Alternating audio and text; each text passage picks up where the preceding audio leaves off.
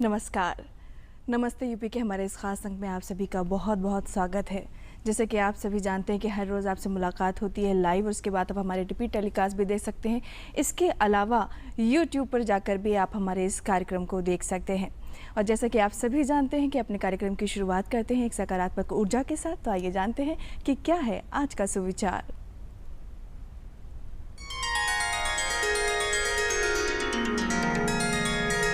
जो व्यक्ति समझदार होता है वो खुद गलतियां नहीं करता, बल्कि दूसरों की गलतियों से सब कुछ सीख लिया करता है।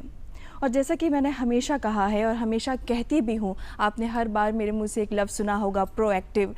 वो इसलिए कि अब एक्टिव बनने का टाइम नहीं रहा है, आपको प्रोएक्टिव बनना होगा। आपको दूसरों की गलतियों से सीख लेनी होगी, उनके एक्सपीरियंसेस से बहुत कुछ सीखना होगा ताकि आप वो गलतियाँ ना दोहराएं और अपनी गलतियों में सुधार के साथ आगे बढ़ते जाएं। आइए हम भी आगे बढ़ते हैं और जानते हैं कि क्या है हमारा आज का विषय जिस पर हम चर्चा करेंगे।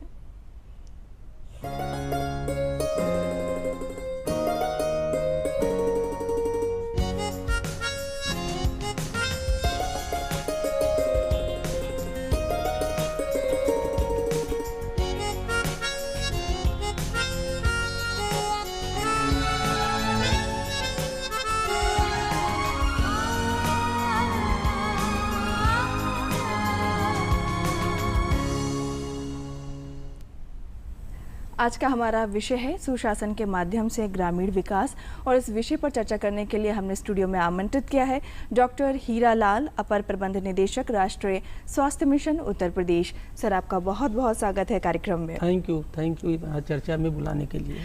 और इसके साथ ही इस पूरे प्रोग्राम में संगीत का तड़का लगाएंगे हमारी कलाकार। हमारे बीच में यहाँ पर मौजूद हैं सुशीला तिवारी जी। आप एक मशहूर लोक गायिका हैं, आपका भी बहुत बहुत स्वागत है। सर, प्रथम विषय पर आते हैं और विषय पर आने से पहले हम और भी बहुत सारी चीज़ें जानने की कोशिश करेंगे, लेकिन जो सबसे अहम सवाल है वो ये है कि इस विषय पर मतलब विस्तार से चर्चा करें उससे पहले सुशासन को जानना बहुत ज़्यादा ज़रूरी है। इसके मूल तत्वों को भी हमें जानने की आवश्यकता है। सर, उसके बारे में हम आपसे ज़रूर जानना चाहेंगे। देखिए, जो सुशासन, गवर्नेंस, इसको अंग्रेजी में गवर्नेंस, गुड गवर्नेंस कहते हैं सुशासन को जी। तो ये जो गवर्नेंस है उसके आगे हम लोग गुड जोड़ते हैं तो गुड गवर्नेंस होता है। देखिए, जो ये गवर्नेंस है, गवर्नेंस की जो सबसे छोटी इकाई होती है वो घर होता है, हमारा एक परिवार होता है। वहाँ भी हम लोग रोज़ गवर्नेंस करते हैं, बात करते हैं, मैनेजमेंट करते हैं।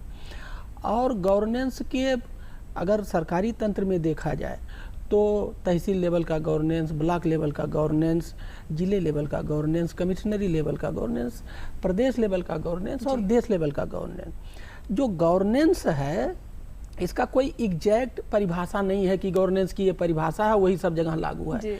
परिस्थिति, समय और स्थिति के साथ साथ गवर्नेंस की परिभाषा बदलती है। अब रही बात कि गुड गवर्नेंस को, सुशासन को आप डिफाइन कैसे करेंगे, तो जो गुड गवर्नेंस की परिभाषा है, यूनाइटेड नेशंस ने एक परिभाषा दिया हुआ है। इसके 8 इंडिकेटर्स हैं और वो 8 इंडिकेटर पे ही हम लोग सुशासन के आंकते हैं या इवेल्युएट करते हैं। कोई ज़रूरी नहीं है कि किसी भी गवर्नेंस में वो 8 इंडिकेटर मिलें, कहीं 8 मिलते हैं, कहीं 6 मिलते हैं। जहाँ 8 के 8 इंडिकेटर मिलते हैं उसको हम मानते हैं कि हाँ सुशासन अच्छा है। और सुशासन एक परफेक्ट चीज़ है। हम सुशासन के नज़दीक जाने की कोशिश करते हैं। एग्जैक्टली सुशासन एक आइडियल कंडीशन है। फॉर एग्जांपल, जैसे पार्टिसिपेशन उसका एक इंडिकेटर है, फॉलो रूल ऑफ लॉ एक उसका इंडिकेटर है, इंक्लूसिव और इक्विटी उसका एक इंडिकेटर। इस तरह से 8 इंडिकेटर हैं विच इज़ वाइडली एक्सेप्टेड है। तो सुशासन की ये परिभाषा है। अब ये 8 इंडिकेटर प्राप्त करने के लिए हमें वो एक्शंस एंड एक्टिविटी अपने उस कार्यक्रम, उस प्रोसेस में करना पड़ता है जी। तब जाकर के वो इंडिकेटर हमें दिखाई देते हैं, वो इंडिकेटर उसमें इंक्लूड होते हैं और हमारा गवर्नेंस गुड गवर्नेंस की तरफ जाता है। तो इसमें लोगों की जो सहभागिता है वो कितनी ज़रूरी है? देखिए, जन सहभागिता ही गवर्नेंस की रीढ़ है। अगर जन सहभागिता नहीं होगी तो जन का ना इंगेजमेंट होगा और जन का ना इन्वॉल्वमेंट होगा, और जब जन का ना इंगेजमेंट होगा ना इन्वॉल्वमेंट होगा तो जन क्या है उसको उसकी ओनरशिप नहीं लेगी, और जब तक ओनरशिप नहीं होगा हर आदमी का तब तक सुशासन की परिकल्पना करना आसान नहीं है और ना हमें मिल सकता। तो जन सहभागिता मेरे हिसाब से रीढ़ है जी। तो जो हमारा मुख्य विषय ही है कि सुशासन के माध्यम से ग्रामीण विकास, तो ये कहाँ तक पहुँचा है और क्या है, कैसे हो सकता है इसमें विकास सुशासन के माध्यम से? देखिए, जो ग्रामीण विकास है, पहले तो हम लोग ग्रामीण विकास की बात करें। देखिए, ग्रामीण विकास है क्या? ग्रामीण विकास को हमारे महात्मा गांधी जी ने रिपब्लिक विलेज, भारत गांव का देश है, हम लोग गांव में रहते हैं जी। तो जब तक गांव का विकास नहीं होगा तब तक अगर हम ये सोचें कि हम विकसित हो जाएंगे, मेरा व्यक्तिगत मानना है ये संभव नहीं है, ये मेरा व्यक्तिगत विचार है। आज भी 70% से ज़्यादा लोग गांव में रहते हैं। बिल्कुल। एक बात, जो लोग शहर में रहते हैं वो भी गांव से ही आए हैं पिछले 20-25 सालों में, तो उनका भी गांव और आधा वो, अगर इसको दूसरे शब्दों में कहा जाए कि आधा वो गांव के हैं, वो आधा शहर के हैं। तीसरी बात, आज भी शहर में सब कुछ गाँव से ही तो आता है। सब्जी कहाँ से आता है? गाँव से आता। दूध कहाँ से आता? गांव से आता। खाने पीने की अनाज और मीट मछली, ये जो भी चीजें हैं वो गांव से आती है। तो अगर हम गांव को ठीक कर लें तो हमारा जो है ये शहर ऑटोमेटिक काफी कुछ ठीक हो जाएगा। तो जो ये गांव का विकास है, अब गांव के विकास को करने के लिए हमारा जो मानना है कि गांव का विकास क्यों नहीं हुआ, पहले हमें इसको जानना चाहिए। ग्रामीण विकास हुआ नहीं, इसका ये मतलब नहीं कि गांव का विकास हुआ ही नहीं। गांव का विकास हुआ है, काफी कुछ हुआ, लेकिन जितना हम चाहते हैं या जितना होना चाहिए उतना नहीं हुआ। तो जो महात्मा गांधी जी ने एक सपना दिखाया कि रिपब्लिक विलेज, स्वराज ग्राम की अवधारणा की, और अभी डॉक्टर APJ अब्दुल कलाम आजाद साहब ने पूरा नाम की एक स्कीम चलाई थी, उसका नाम था providing urban amenities to rural areas पूरा। तो हमने जो इस पर, जो मेरे समझ में आया as a practitioner of the governance, कि देखिए, अगर आप किसी से पूछे विकास क्या है आम आदमी से, गांव वाले को, तो अच्छे को गांव के विकास के बारे में नहीं पता है, एक बात। दूसरी बात कि अगर आप पूछिए कि गांव के विकास में क्या क्या होना चाहिए, तो मुश्किल से बताएगा खड़ंजा बनवा दो, नाली बनवा दो, स्कूल हो जाए, 2-4-6 बातें बताएगा। हम लोगों ने एक प्रोजेक्ट में इसको लिस्ट किया तो 25 मुद्दे हैं। अगर तो कहने का मतलब क्या है कि आप 10 मुद्दों पे तो बात कर रहे हैं, जबकि काम होना चाहिए 25 मुद्दों पे। तो दूसरा पॉइंट है कि हमें सारे मुद्दे ही गांव विकास के नहीं पता है। तीसरा कारण क्या है? तीसरा कारण है there is no demand of development. कभी हमने नहीं सुना कि गांव वाले धरना या कहीं अनशन पे या कहीं प्रदर्शन कर रहे हैं कि उनके गांव का विकास नहीं हुआ है। कभी बहुत रेयर ऑफ द रेयरेस्ट सुनाई पड़ता है। तो जब गांव वालों को विकास नहीं पता, एक, गांव के विकास के टोटल मुद्दे नहीं पता, 2, and there is no demand of development from the villagers, तो गांव का विकास कैसे होगा? अब इन तीनों चीजों की समस्याओं का समाधान के लिए ये हमें तीनों चीजें करनी होंगी कि हम सभी को विकास बताएं, हम सभी को विकास के सारे मुद्दे बताएं और वो कैसे होगा ये समझाएं, और सबके दिल दिमाग सोच में विकास का एक सपना पैदा कर दें, जिससे वो विकास की मांग होने लगे। अगर ये सब चीजें हो जाएंगी तो क्या होगा, फिर हम वही बात आगे जहां से हमने शुरू किया, जन सहभागिता बढ़ जाएगी, और जब जन सहभागिता बढ़ जाएगी तो विकास होने लगेगा। और इसी की जरूरत है, जो मैं समझता हूँ। जी बिल्कुल। और विकास क्या क्या चीज़ें विकास में शामिल होती हैं, इस पर भी हम आपसे ज़रूर जानने की कोशिश करेंगे, क्योंकि हमारे बीच में हमारी लोक गायिका सुशीला जी यहाँ पर मौजूद हैं। सुशीला जी, सबसे पहले हम आपसे कुछ सुने, ये जानना चाहेंगे कि आपकी जो संगीत की यात्रा है वो कहाँ से शुरू हुई? जी, ये संगीत की जो मेरी यात्रा है, मेरी दादी थी, मैं छोटी थी तो मुझे अपने साथ मंदिर ले जाती थी, वहाँ भजन वो गाती थी, अपने साथ गवाती थी जी। और मैं कुछ भी गाती थी तो कहती थी बहुत अच्छा गाओगी जी। मैं रहूं या ना रहूं लेकिन तुम बहुत अच्छा गाओगी। उसके बाद मैं जब विद्यालय जाने लगी तो मेरे एक टीचर थे, वो मुझे सबसे आगे प्रेयर में खड़ा करते थे। और जब वो लोग लंच करते थे तो मुझे ही बुलाते थे, कहते थे कि बहुत ही नटखट है, यही पानी पिलाएगी सबको। तो मैं क्या करती थी, उसमें से एक उठाती थी टुकड़ा और उनको पानी दे करके मैं खुद ले करके कहती थी कि अब आप पी लिए, हम पी लिए, सर आप लोग पी लीजिए। तो कहते थे देखिए इसको नेतृत्व करने का बहुत तरीका बढ़िया है, ज़्यादा नहीं करेगी। उसके बाद वो कुछ भी होता था कार्यक्रम तो मुझे बुलाते थे। आपको स्पेशली बुलाया जाता था? हाँ, मुझे बुलाया जाता था प्राइमरी लेवल पर। जी जी। बुलाया जाता और कहते थे कि साफ दिल की बच्ची है। मैं कुछ भी, जब मैं स्कूल नहीं जाती थी मैं उनसे बताती थी कि सर आज मैं नहीं आई हूँ, मैं तबीयत मेरी, ये बात नहीं कि मैं ख़राब थी, मैं आई नहीं सर आपके विद्यालय। तो कहते थे कि तुम्हें पढ़ाई में पीछे, मैं सर कवर कर लूँगी। तो प्राइमरी से फिर आपकी यात्रा कहाँ से आगे तक पहुँची? फिर मेरी जो है इंटर तक। उसके बाद मैं अभी 2022 में एनटीटी की हूँ। जी।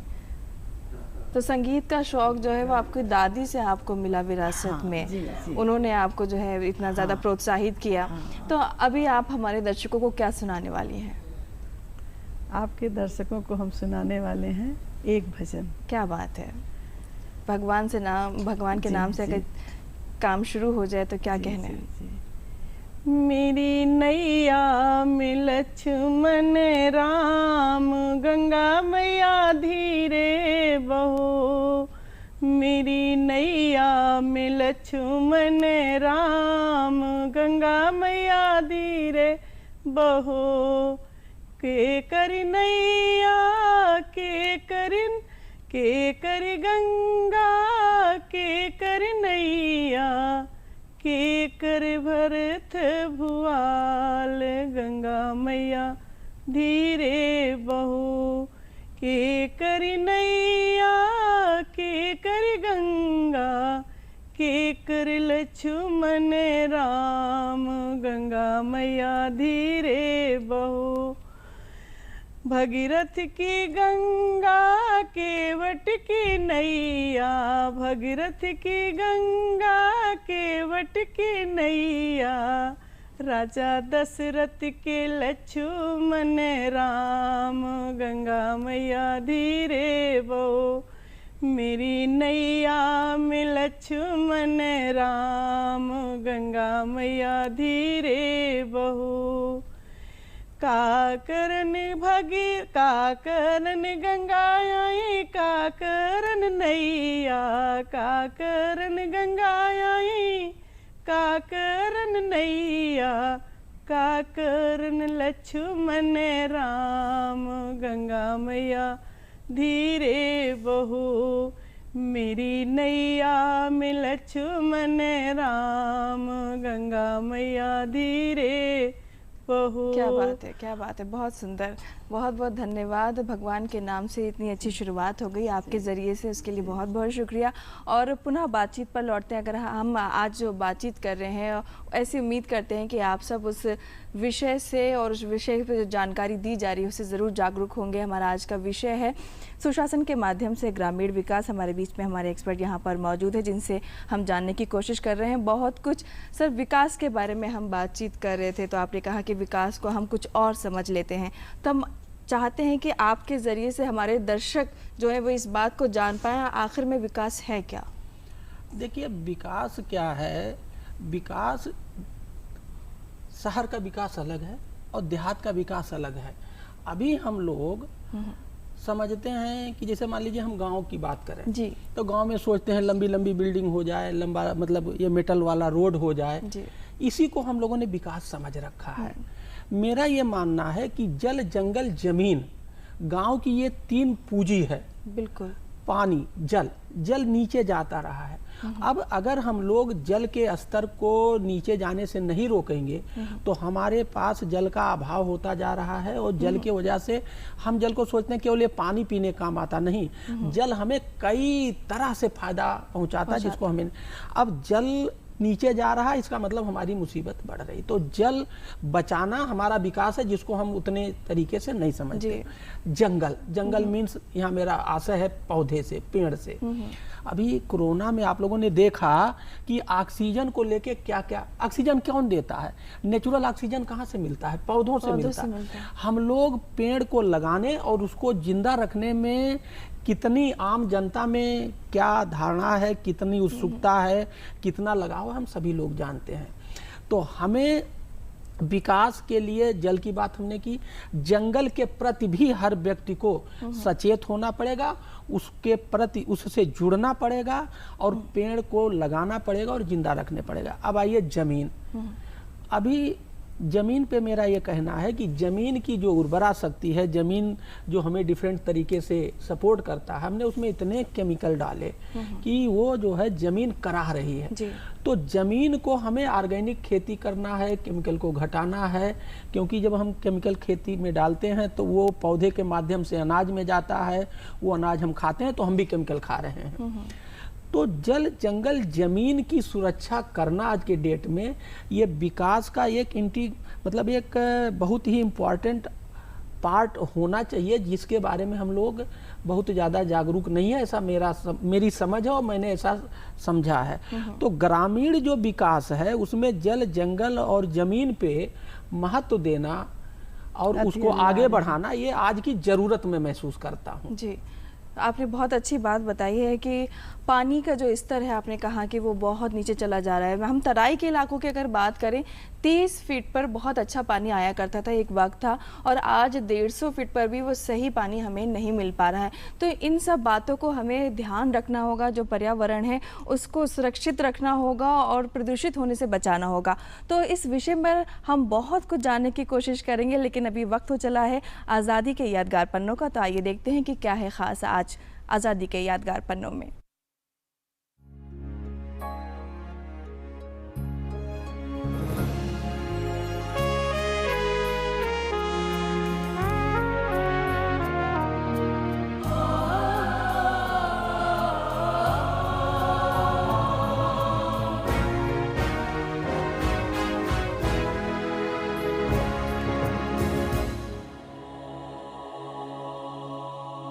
सचिन नाथ बख्शी का जन्म बनारस में हुआ था।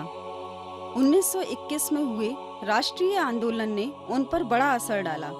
हालांकि असहयोग आंदोलन से अलग वह अपनी क्रांतिकारी विचारधारा के ज्यादा करीब थे। उनके इरादों की भनक पुलिस को लगी तो दिन रात निगरानी का काम शुरू हो गया। दिल्ली में कांग्रेस के विशेष अधिवेशन में सचिन नाथ की मुलाकात क्रांतिवीर जोगेन चंद चटर्जी से हुई। विचारों की एकता से घनिष्ठता बढ़ी तो बख्शी जी पूरी तरह से क्रांतिकारी पार्टी हिंदुस्तान रिपब्लिकन एसोसिएशन में शामिल हो गए। कुछ दिन बनारस में रहने के बाद वे झांसी पहुंचे, जहां उन्होंने चंद्रशेखर आजाद का परिचय क्रांतिकारियों से कराया। सचिन नाथ बख्शी हिंदुस्तान रिपब्लिकन एसोसिएशन की सभी गतिविधियों में बढ़ चढ़कर शामिल रहे। काकोरी ट्रेन एक्शन के बाद वे फरार हो गए और जनवरी 1927 में भागलपुर से गिरफ्तार कर लखनऊ लाए गए। इस मामले में उन्हें आजीवन कारावास का दंड मिला। क्रांतिकारी मस्तिष्क और योग्य संगठक होने के कारण सचिन नाथ बख्शी जेल में भी चुप न रह सके और राजनीतिक बंदियों के हित में शासन से लगातार संघर्ष करते रहे। ऐतिहासिक अनशन भी किया। 1937 में वे जेल से रिहा हुए। इसके बाद उन्होंने कांग्रेस के लिए दृढ़ता से काम किया और लंबे अरसे तक उत्तर प्रदेश कांग्रेस कमेटी के कार्यालय मंत्री रहे। आज़ादी के बाद वह कांग्रेस से अलग हो गए और वाराणसी से जनसंघ पार्टी के टिकट पर विधानसभा के सदस्य चुने गए। 23 नवंबर 1984 को सुल्तानपुर में सचिन नाथ बख्शी का देहांत हुआ।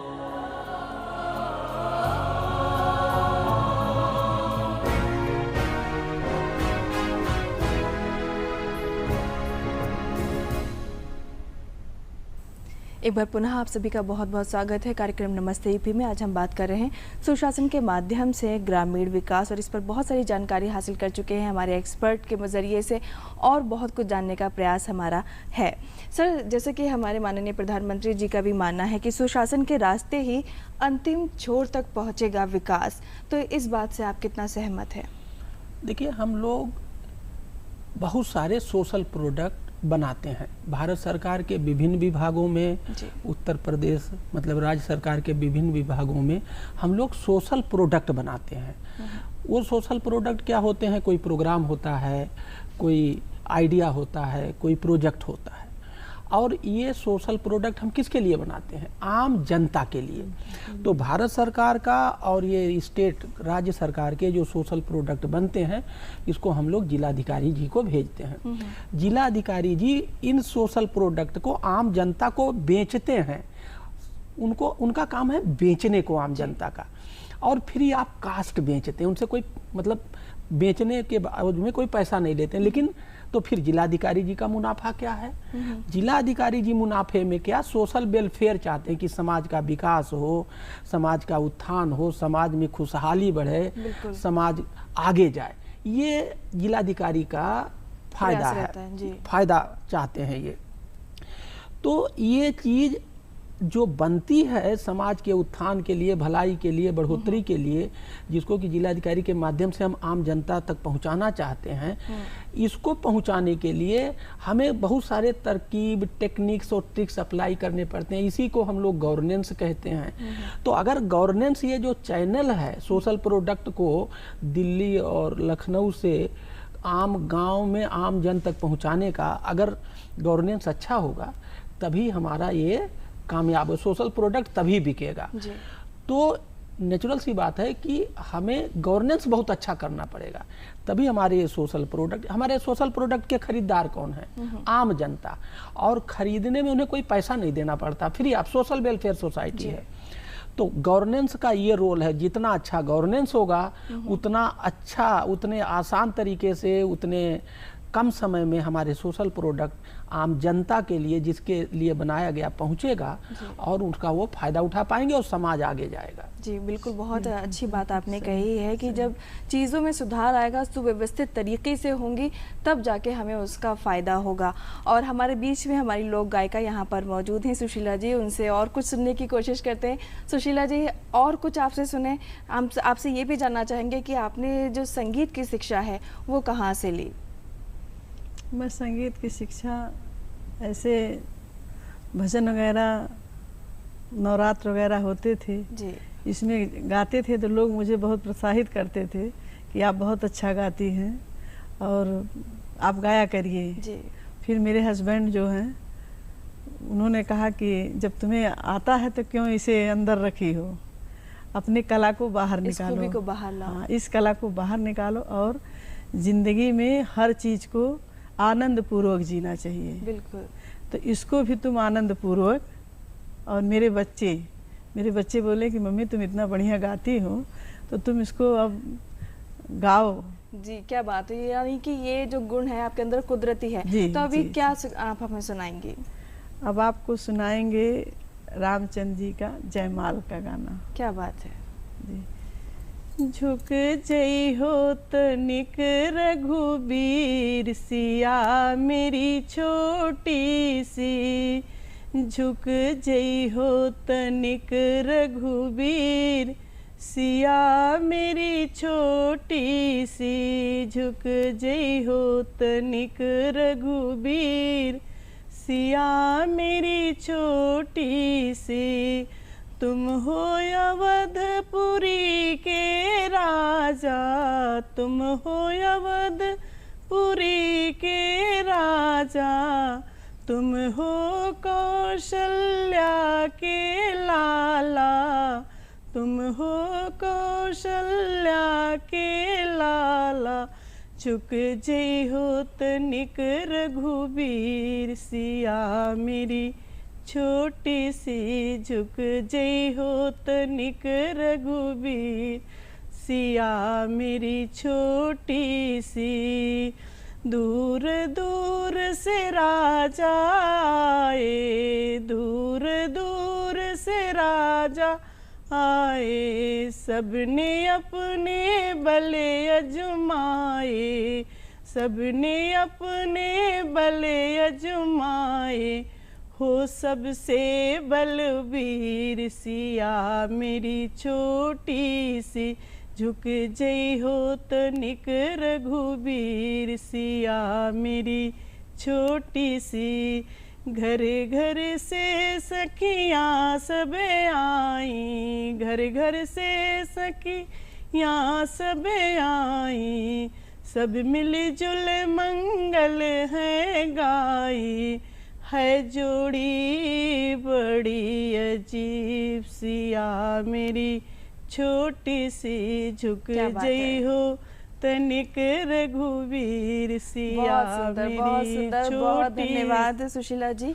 और आगे भी कुछ और आपसे सुनेंगे बिल्कुल, क्योंकि चर्चा भी हमारी बहुत अहम है जिस पर हम बात कर रहे हैं। कोशिश है कि ज़्यादा से ज़्यादा जानकारी हम अपने दर्शकों को दे पाएँ, और हमारा आज का विषय है सुशासन के माध्यम से ग्रामीण विकास। हीरालाल सर, आपसे ये जानना चाहेंगे कि गांव को आर्थिक रूप से शक्तिशाली बनाने में आपने महत्वपूर्ण योगदान भी दिया है और बहुत सारा काम भी किया है। उसका एक उदाहरण है आपका ड्रीम प्रोजेक्ट, तो उसके बारे में हम जानना चाहेंगे। देखिए, जो आप जानना चाहती हैं उस प्रोजेक्ट का नाम है मॉडल गांव, ठीक है। तो मॉडल गांव, एक्चुअली मैं बादा में कलेक्टर था, तो वहाँ मैंने बहुत सारे काम किए, और उस काम को करने से क्या हुआ, देखिए कि सबसे बड़ा फायदा ये हुआ कि क्रॉप प्रोडक्टिविटी 18.5% बढ़ा। मतलब अगर ये खेत में, मैं समझाने के लिए बात कर रहा हूँ कि अगर ये खेत में पहले 100 किलो होता था तो 118 किलो पैदा होने लगा, तो 18 किलो हर खेत में ज़्यादा पैदा होने लगा। इस क्रॉप प्रोडक्टिविटी मैं अपनी एक देहाती भाषा में समझाने के लिए बात कर रहा हूँ। ये क्यों हुआ? क्योंकि बादा में पानी की समस्या थी, तो पानी की समस्या को हमने हल किया जन सहभागिता से, और 1 साल के अंदर वाटर कंजर्वेशन के अभियान चला के हमने 1 मीटर 34 सेंटीमीटर पानी बढ़ाया।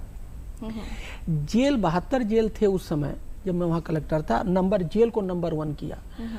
किरण बेदी मैडम तिहाड़ जेल का उनका मैंने पढ़ा था, सुना था, तो उससे मैं इंस्पायर्ड हुआ। इसी तरह से चुनाव, लोकसभा के चुनाव में मैंने काम किए, तो मेरा 10.5% लोकसभा गर्मी में वोट परसेंटेज बढ़ा। और महिला पे हमने महिला विकास पे काम किए। किसान की आय कैसे बढ़े, तो एक अरहर सम्मेलन, अरहर के खेत में अरहर का सम्मेलन और एग्री टूरिज्म का कॉन्सेप्ट लेके आए। तो इससे जो गांव की वृद्धि हुई, उसी को ऑर्गेनाइज्ड वे में हम लोग लागू कर रहे हैं। और मैं उसका ऑनरेरी मेंटर हूँ। एक मुनीश जी हैं जो नाबार्ड के रिटायर्ड सीजीएम हैं, वो इस मॉडल गांव के प्रोजेक्ट को चलाते हैं। क्योंकि उसकी एक्शन और एक्टिविटी जो है वो हमारे उसी बांदा के काम के आधार, जो बांदा में जितना फायदा वही और प्रदेश में, देश में फायदा। तो इसमें हम लोग टेक्नोलॉजी का सहारा ले रहे हैं। तो इसमें हम लोग टेक्नोलॉजी के सहारे लोगों को ये बताते हैं कि क्या क्या करना चाहिए और कैसे कैसे करना चाहिए। तो ये बेसिकली है सोशल बिहेवियरल चेंज कम्युनिकेशन, कि लोगों को हम लोग बताते हैं, समझाते हैं कि क्या करना चाहिए, क्या नहीं करना चाहिए, कैसे करना चाहिए। तो ये जो कॉन्सेप्ट है मॉडल गांव का, मैं डिलीट कर रहा हूँ, मेरा टॉपिक भी है यही। क्या डिलीट का टॉपिक है? Role of communication in achieving good governance. तो वो मॉडल गांव के ही पे आधारित है। तो इसमें हमारा मेनली 3 पार्ट है। जैसा कि अभी मैं पहले चर्चा में बात कर रहा था कि लोगों को ना विकास पता, ना विकास के मुद्दे पता और ना विकास की डिमांड है। इस तीनों चीज़ों को बताने के लिए, समझाने के लिए, ये जो 3 समस्या है, इसका समाधान देने के लिए हम लोगों ने ऑनलाइन विलेज मैनिफेस्टो बनाया है। कोई भी आदमी मॉडल गांव की साइट पे जा करके ऑनलाइन विलेज मैनिफेस्टो अपना फोटो वाला, अपना पता वाला बना सकता है। एक बात। दूसरी बात यह है कि हम लोगों ने दूसरा जो पार्ट है इसका, वो चेंज मेकर का है। देखिए हर जगह अच्छे लोग रहते हैं, बुरे लोग। गांव में जो अच्छे लोग रहते हैं उनको हम पिक करते हैं, उनको उन्हीं के ज़िले में, देश में, प्रदेश में बेस्ट प्रैक्टिसेज पर भेजते हैं। वो वहाँ जाते हैं, सीख के आते हैं और अपनी इनकम बढ़ाते हैं। तीसरा जो एक पार्ट है, इसमें मैं एक उदाहरण भी देना चाहूँगा, तब मैं पार्ट तीसरे पे, जैसे मान लीजिए कि हम एक गांव के रहने वाले हैं और हमारे ही ज़िले में कोई जो है मछली पालन से बहुत पैसा कमा रहा, तो गांव के जो अच्छे लोग हैं उस मछली पालन वाले के यहाँ जाएंगे, समझेंगे, बात करेंगे, उससे सीख के आकर के अपने गाँव में मछली पालन। इसी तरह से डेयरी जहाँ अच्छी हो रही वहाँ जाके सीख के आएंगे। तो जो बेस्ट प्रैक्टिसेज है, जो अच्छे लोग हैं वो जाएंगे, नॉलेज इज पावर, वो जाएंगे, प्रैक्टिकल नॉलेज गेन करेंगे और आकर के सीख करके और खुद करेंगे और पूरे गांव वालों को कराएंगे। तो ये है चेंज मेकर। पार्ट थर्ड ये है, मॉडल गांव में हमारा ये कहना है खेती नहीं करना चाहिए। तो आप बड़ा अटपटा सा बात मैं कह रहा हूँ, अगर देखा जाए तो क्या करना चाहिए। खेती इसलिए नहीं करना चाहिए क्योंकि खेती घाटे का सौदा है और यही कारण है कि लोग धीरे धीरे खेती से हटते गए। तो क्या करना चाहिए, आपको खेती व्यापार करना चाहिए। एग्री मत करो, एग्री बिजनेस करो। इसको करने के लिए भारत सरकार, उत्तर प्रदेश सरकार एक कॉन्सेप्ट लेके आई है एफपीओ की, फार्मर प्रोड्यूसर कंपनी। यही पार्ट थर्ड है हमारे मॉडल गांव का। ये भारत सरकार, प्रदेश सरकार, उत्तर प्रदेश सरकार, माननीय मुख्यमंत्री जी इसको प्रमोट करने में कई तरह के सहायता देते हैं।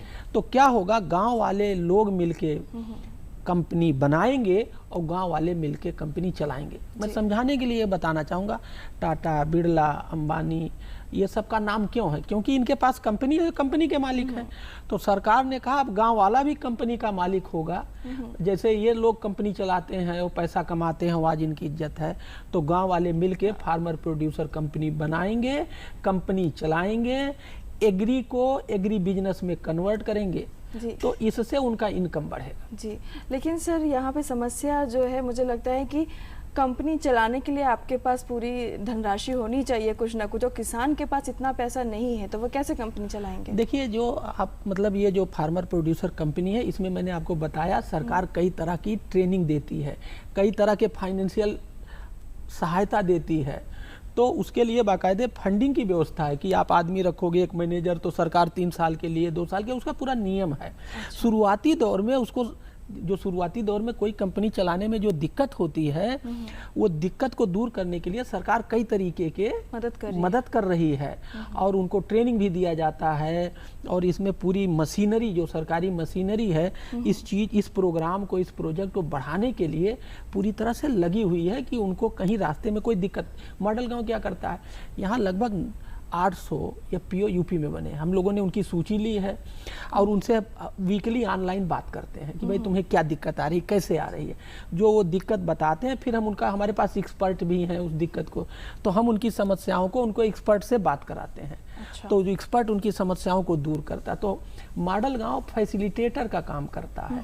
तो अब जब उनकी समस्या है दूर हो जाएगी, सरकार उधर पूरी ताकत लगाए हुई है और ऐसे बहुत सारे लोग काम करें। ये एक बहुत अच्छा प्रोग्राम है। तो मॉडल गांव के 3 part, village manifesto, change maker दूसरा पार्ट, और तीसरा पार्ट है फार्मर प्रोड्यूसर कंपनी बनिए, मतलब किसान नहीं, किसान व्यवसाय करिए। जी, ये संक्षिप्त में मॉडल गांव। बहुत अच्छी बात आपने कही है। और चूंकि इलेक्ट्रॉनिक का ज़माना आ गया है, हर चीज़ इंटरनेट से जुड़ गई है, तो आपसे ये भी जानना चाहेंगे कि ई शासन के ज़रिए से गांव का विकास कहाँ तक संभव है।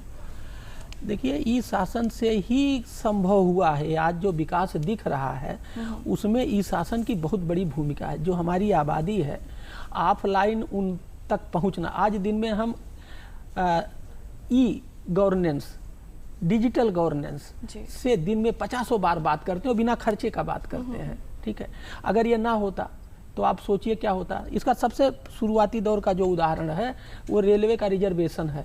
पहले हम बचपने में लाइन में लग करके रिजर्वेशन कराते थे, आज घर बैठे। दूसरा बढ़िया उदाहरण मैं देना चाहता हूँ ई बैंकिंग का।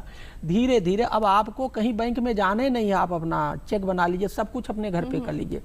तीसरा जो आज के डेट में मैनलेस बैंकिंग हो रहा है। आप बताइए एटीएम क्या है, एटीएम क्या है, वहाँ कोई आदमी नहीं है और बैंक का पूरा आपको सुविधा मिल रहा है।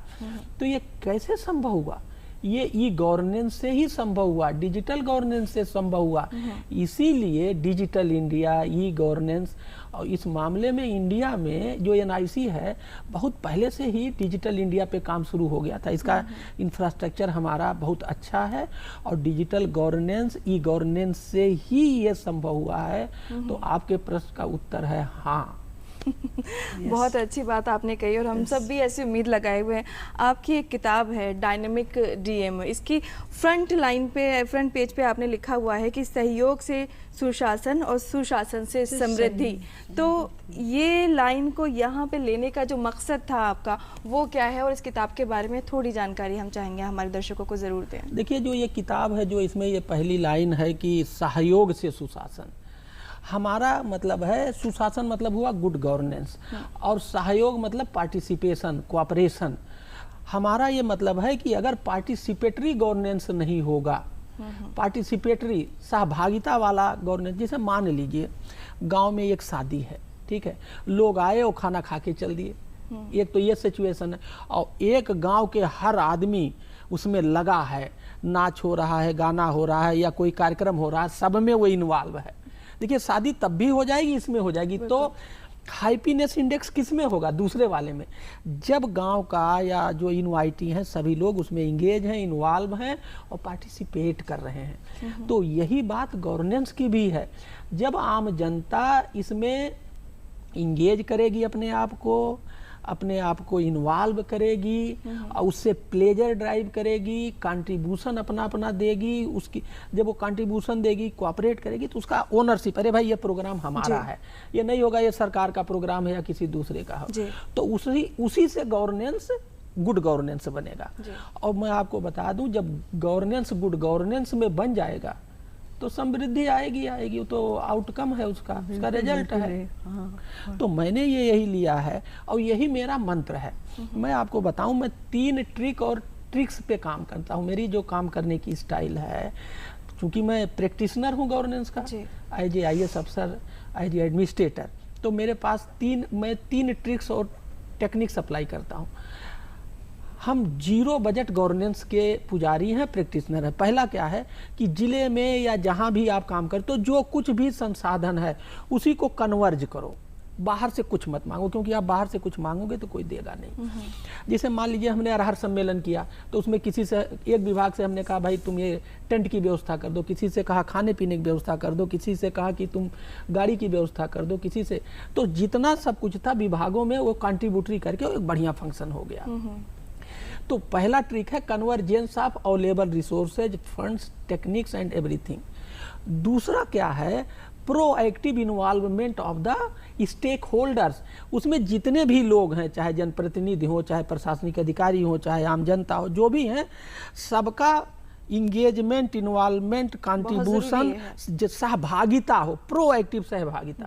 जैसे अभी आप वर्ड यूज कर रहे हैं, प्रोएक्टिव सहभागिता। जब उसका प्रोएक्टिव सहभागिता होगा तभी उसमें जो है वो जन सहभागिता आएगी और तभी वो गवर्नेंस अच्छा होगा और सभी लोगों का कंट्रीब्यूशन आएगा। मेरा दूसरा ट्रिक ये है।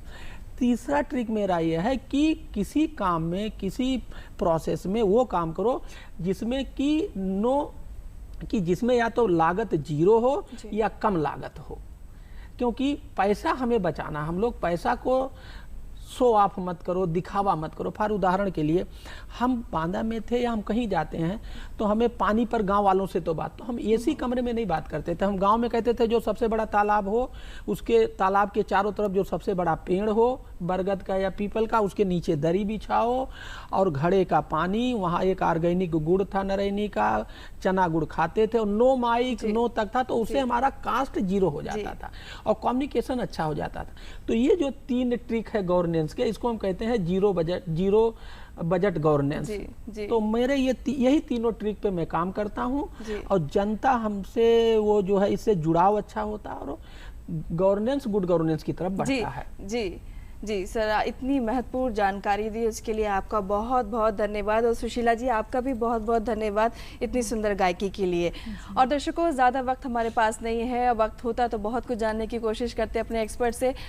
चलते चलते बस यही कहना चाहेंगे कि सतर्क रहिए और अपने आसपास जो है, अपने आसपास के लोगों को, समाज का सहयोग देते रहिए, क्योंकि आप जब सहयोग देंगे तो हमारे समाज में बहुत सारा बदलाव आपको नजर आएगा।